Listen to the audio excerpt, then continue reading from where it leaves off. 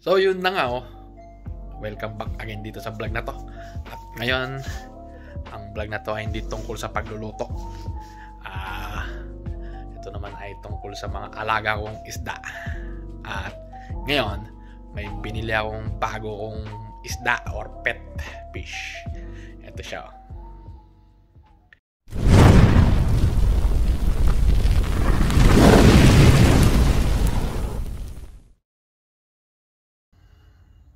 So, ayan siya. Meron tayo ditong betta koi. Namili ako ng betta koi. Medyo mahal nga lang to.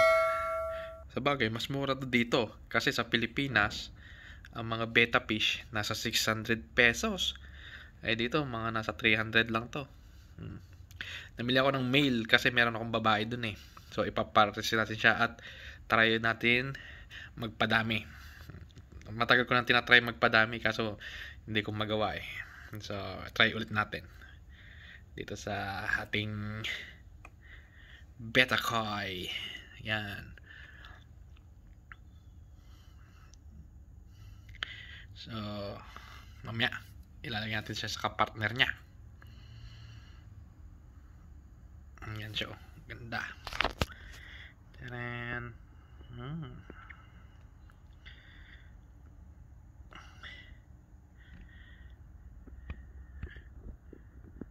Ayan o. Natin. Meron yung binibenta kayo na dun, mahal. Betta koi din siya. Kung i-convert mo, nasa 1.3 pesos. Malaki siya eh. Large betta koi. So, ay hanggang dito lang budget na to. Kasi, tatry natin magpadami lang eh. Wala lang. Try lang magpadami, pero hindi ko naman siya gagawin business.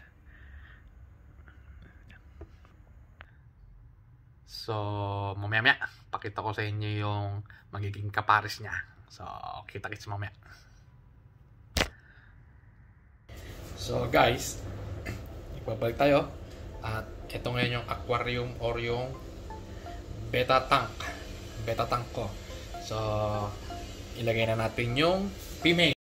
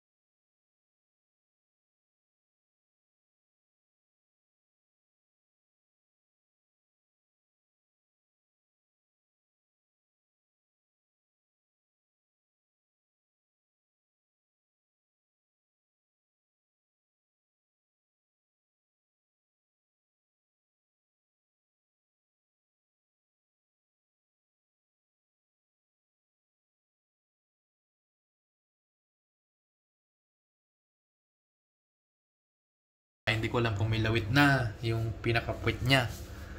Baka hindi pa pwede eh. Pag kailangan may nakalawit na. Pag hindi wala nakalawit, hindi pa yan pwede. So, yan. Yan na yung ating beta koi at ang ating red female beta. So, ito na ang ating pwesto ng ating beta fish. Malapit siya dito oh. Nasa ilalim siya ng TV. Ito yung gurami. Ang ating female beta at yung beta koi. Tapos may alaga din ako dito. So ito yung update. Ito pala, ito yung ibang alaga ko. Yung blood parrot. Blood parrot cichlid. Yan. Eh, pinag-iwalay ko. Mga nag-aaway. Ito, try ko kung mangingitlog. Pero sana nga may yain eh. Oh. Yan siya.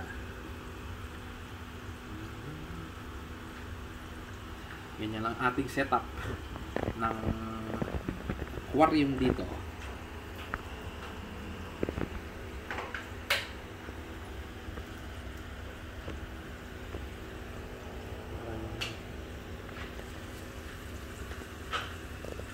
So, hanggang dito lang itong video to. Pa-like and subscribe. At bye-bye!